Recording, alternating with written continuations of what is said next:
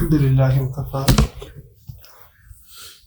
وسلام على عباده الذين اصطفى أما بعد أعوذ بالله من الشيطان الرجيم بسم الله الرحمن الرحيم والذين جاهدوا فينا لنهدينهم سبلنا سبحان ربك رب العزة عما يصفون وسلام على المرسلين والحمد لله رب العالمين اللهم صل على سيدنا محمد وعلى آل سيدنا محمد وبارك وسلم.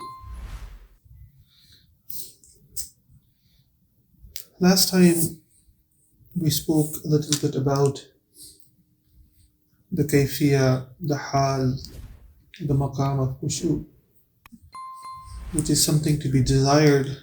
It is fear of Allah subhanahu wa ta'ala, but fear of Allah ta'ala with reverence, with humility, and it brings with it a certain kind of sakina as well. Khawf in general does not have calmness with it. But when we talk about khushu is reverence, but with that sakina, with that calmness. There's a big difference between that. Okay? And so khushu of Allah subhanahu wa ta'ala is something to be desired, is something that we should ask Allah ta'ala gives us, especially when it comes to our salah. When we stand up in salah, the haybat of Allah ta'ala is there. But with that haybat, there's that sukoon, tamaniyat that also comes with it.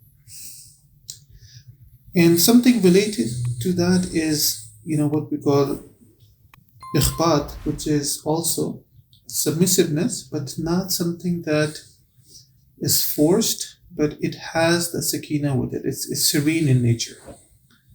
And so khushu is fear with reverence and humility, and ikhbat would be submissiveness and with comfort. There's sukoon in that.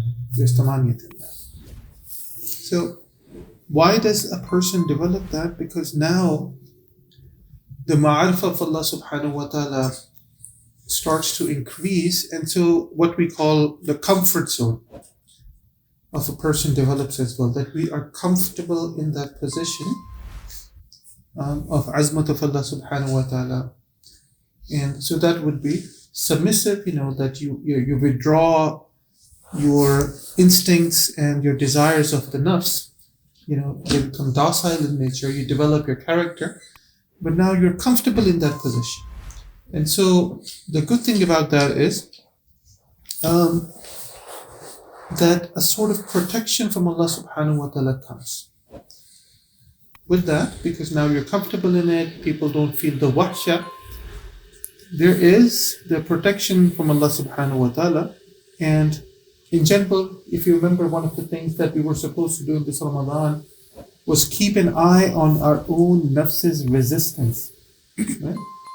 For example, if somebody says you have to pray like 100 rakahs nafil tonight, look at how your nafs reacts to that. Right? So there's a resistance, there's hesitancy there. But with this kind of submissiveness, that hesitation isn't there. In Urdu, what they call is like qalandarana tabiyat. We're talking, this whole, mashallah, Ibrahim alayhi salam. What an amazing, subhanallah, Nabi of Allah subhanahu wa ta'ala. And so, in our language, they call he was a qalandarana tabiyat, meaning there's no hesitation. Like when he jumped into the fire, there was no hesitation. And, people have written great ash'ar on that.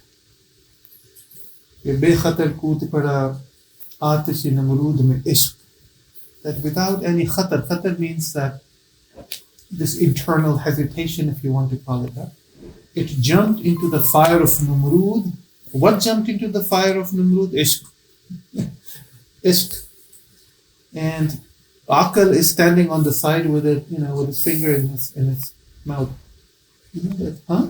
What just happened?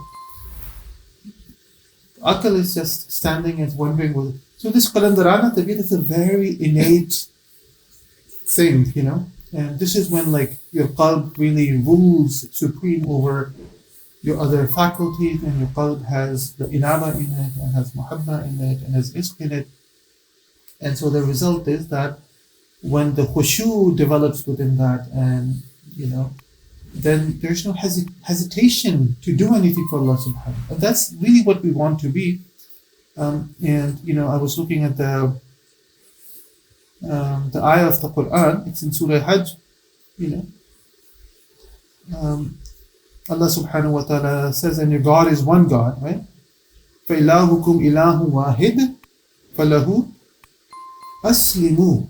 This is the taslim that is required from us. Who has to, we have to, obviously, what within us has to do taslim, submit, is the nafs. Nafs does not want to do taslim. It does not want to do taslim.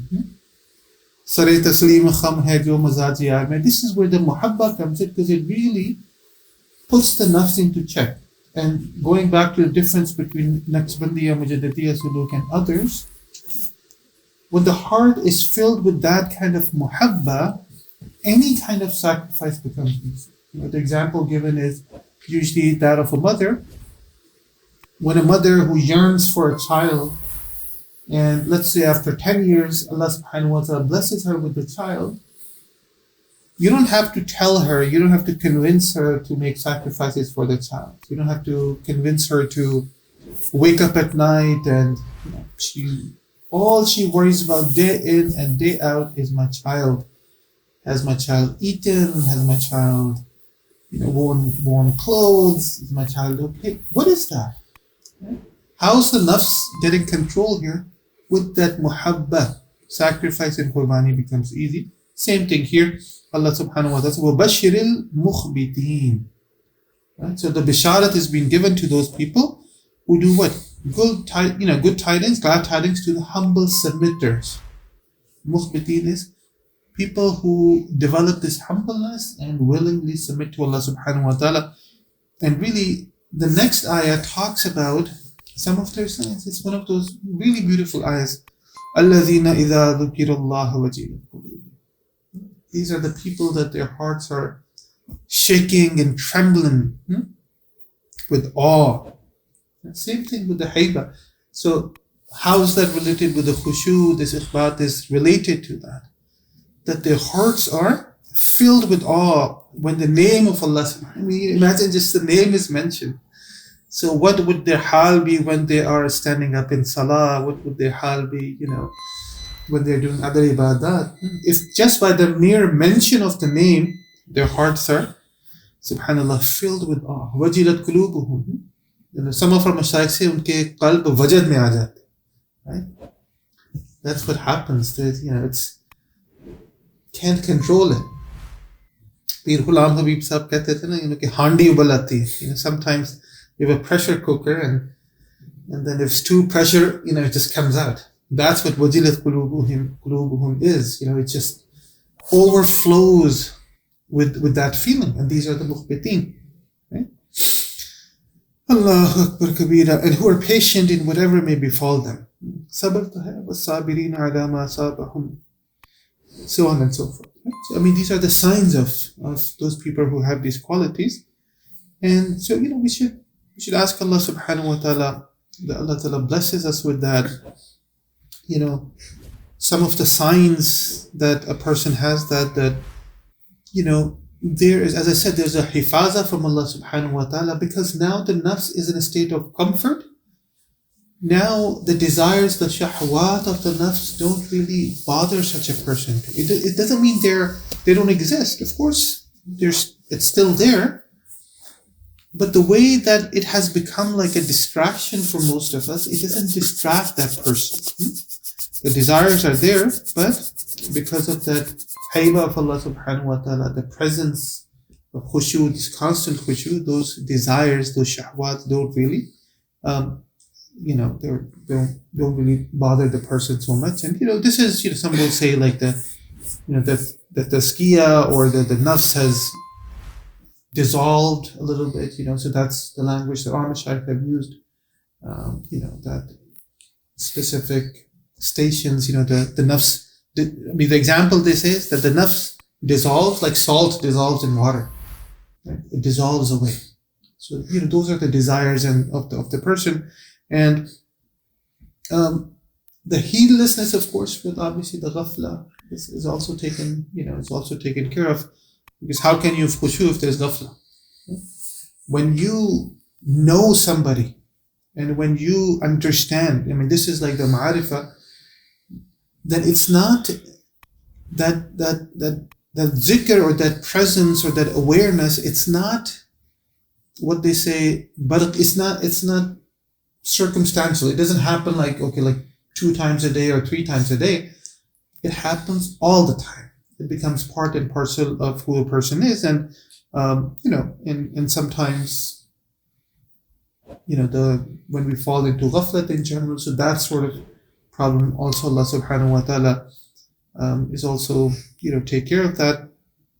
And this is also a state where any kind of attachment with leisures of the dunya, and ajay, alhamdulillah, if they don't have it, still alhamdulillah. So all of those things that the nafs was really like getting pulled towards, now the nafs does not want them anymore. So this is a process of tazkiyah as well. So we would call it tazkiyah, but when you want to talk about like specific like kayfiyah from a Quranic language, this is what it is. Yeah? This is what it is. And this is where the azam becomes very strong as well. Allah Ta'ala becomes matloob. It's not just something that is good to have, or Allah really becomes the matloob of a person. And the azam, azam becomes very like extremely strong azam. Azam means irada, like the irada, azam, himma becomes so strong that now nothing else interrupts their will. Like Allah subhanahu wa ta'ala is what I want, and Allah subhanahu wa ta'ala is what I desire, and nothing else matters. Nothing else matters. Like they are, they're willing to, make supreme sacrifices, like all these attachments with the dunya. I like the example of like rocket, right? Like when it needs a little bit of like a terminal velocity to escape the gravity of the dunya.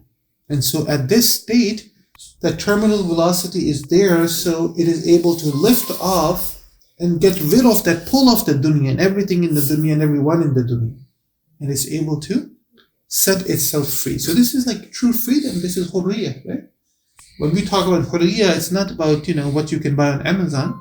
Right? When we talk about hurriyah, it's to be free or detached from the attraction of the dunya. And also within this state, you find what Haji Imdadullah Mahajan Makki Sahib rahmatullah ta'ala alayh, he asked Mufti Rashid Ahmad Sahib Gangohi rahmatullah ta'ala alayh, what was your state before and after nisbah? And one of the things he mentioned was that praise and dispraise, by people become equal. If somebody praises you, subhanAllah, because it just returns back to Allah. Like, because of the dissolving of the nafs, now the praise it just goes through you. Same thing with dispraise. It doesn't affect you. Like, you don't get, how dare does this person say about me or think about me, and doesn't he know I'm such a big shaykh, and So that sort of bekar baat, they just leave a person. And Mufti Rashid Ahmad Gangohi Sahib Rahmat, he said that the praise and dispraise doesn't matter. Those things don't matter. And the nazar on oneself, that an eye and the lawamagi of the nafs is there as well. We don't say, because mutma'inna is a very high state, and some mashayikh have actually debated if a person is able to even achieve that within this dunya, or that's something that you just aspire to and you only get in akhirah. Right? Of course, sure, all the anbiya are excluded from it, but lawama is, of course, anybody can, it's where the self-reproaching is there. But you aim for mutma'inna, you aim that your nafs reaches that level. Wallahu alam, but there's some debate in that as well. So, this is what we call the serene submissiveness. And, sweet submissiveness, whether you call it serene submissiveness or you call it, sweet surrender. It's like sweet surrender to Allah. Sare taslim. It's just like, Ya Allah Kareem, I'm present, and Ya Allah Kareem, only you matter, and Allah Ta'ala, whatever you do. The complaining, the criticizing, all that it just leaves you. It's an interesting state, and it's something that we should ask Allah Ta'ala. Allah Ta'ala gives us. Allah se maangna chahiye, maangne pe nahi. So may Allah subhanahu wa ta'ala allow us to experience it in our life. May Allah subhanahu wa ta'ala allow us to appreciate these halal and kafiyat that only Allah Ta'ala gives. And through the barakah of Rasulullah sallallahu alaihi wasallam, through the barakah of Quran, and through the barakah of Ramadan, Allah subhanahu wa ta'ala may bless us all. Ameen ya Rabbal Alameen. Wa akhiru da'wana alhamdulillahi Rabbil Alameen.